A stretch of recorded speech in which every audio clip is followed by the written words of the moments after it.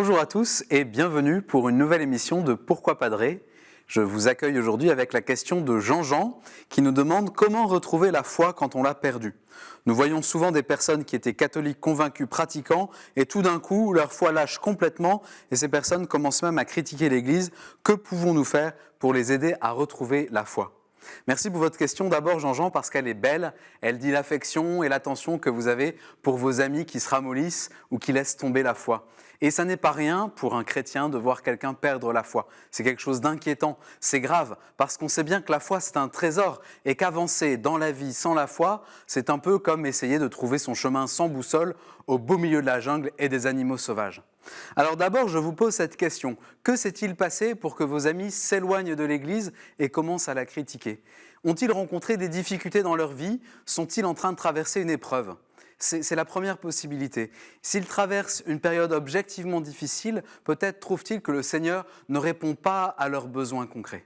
Et dans ce cas, je vous encourage à aller vers vos amis, à leur donner toute votre attention, votre gentillesse, votre compassion, votre délicatesse. Écoutez celui qui souffre, lui faire le don de votre présence, demeurer auprès de lui, voilà une belle attitude pour soutenir le plus fragile. Deuxième possibilité, peut-être vos amis ont-ils été blessés par l'Église ou par l'un de ses membres.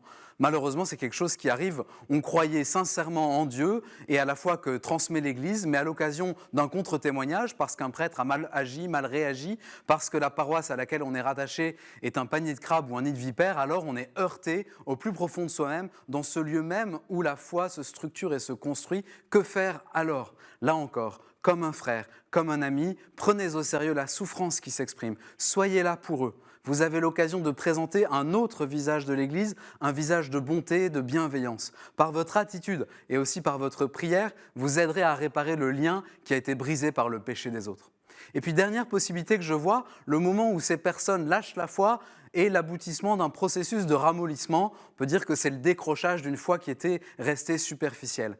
Ces personnes s'affranchissent de la tradition qu'elles ont reçue, elles vous disent que leur vie est tellement plus épanouie sans ces bigoteries d'antan et elles vous invitent à faire comme elles. Alors que répondre ? Vous pouvez essayer de les convaincre, mais je pense que vous n'y arriverez jamais aussi bien qu'en continuant à vivre en chrétien, en laissant descendre votre foi dans toutes les dimensions de votre vie. Votre témoignage tranquille, votre affirmation paisible de l'attachement vital qui vous unit au Christ, tout cela restera dans le cœur de vos amis comme un repère, comme une référence. Et ils n'hésiteront pas à revenir vers vous lorsque les questions essentielles de la vie se poseront de nouveau à eux.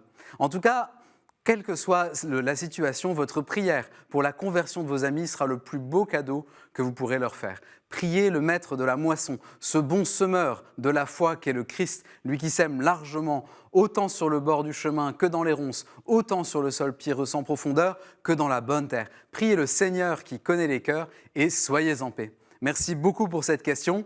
Envoyez-nous beaucoup d'autres questions à l'adresse pourquoipadrer@ktotv.com ou bien sur les réseaux sociaux. Et puis retrouvez cette vidéo et toutes nos vidéos sur le site ktotv.com. À bientôt.